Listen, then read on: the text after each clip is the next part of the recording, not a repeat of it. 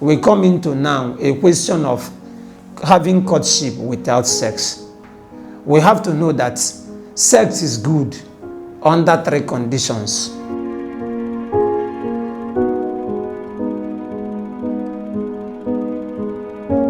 Number 1, it has to be marital.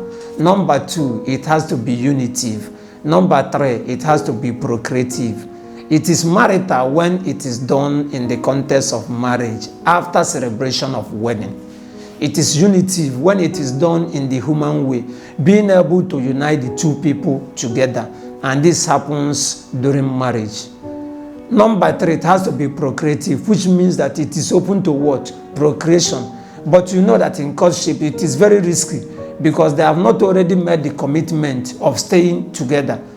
So having sex during courtship is not the correct thing. For some people, they must test and then savor the person they are going to marry in order to know the sexual prowess of that person.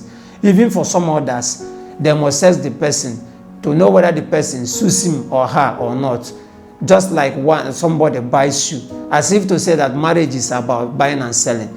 Even for the other person, they must have a genital activity with the person to know whether the man or the woman is actually a man or a woman. That is being able to impregnate a woman or being able to conceive. But again, this backdrop, we know that we have a scientifically approved fertility test that will be able to know whether somebody is fertile or not. We have it in the hospitals. Again, you have to understand that sex during courtship beclouds the courtship. We have to know that having sex during courtship is not only inappropriate, it is also irresponsibility.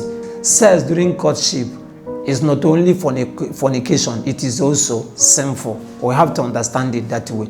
And even sex during courtship kills the excitement that should be involved as they court each other. When sex is involved, none of them will try to win the other party again because they have seen it all. And before you know it, infidelity will creep in and other things. And we have to know that, you know that naturally, when emotion takes over, reason will go on holidays. So during courtship, there will not be, once sex is involved, they will not be able to evaluate very well. They will try to overlook certain things. And you know what happens? What happens then? They try to build intimacy at the wrong time instead of trying to evaluate themselves very well. And when it happens, you see them breaking their boundaries and then emptying themselves to the displeasure of the other party.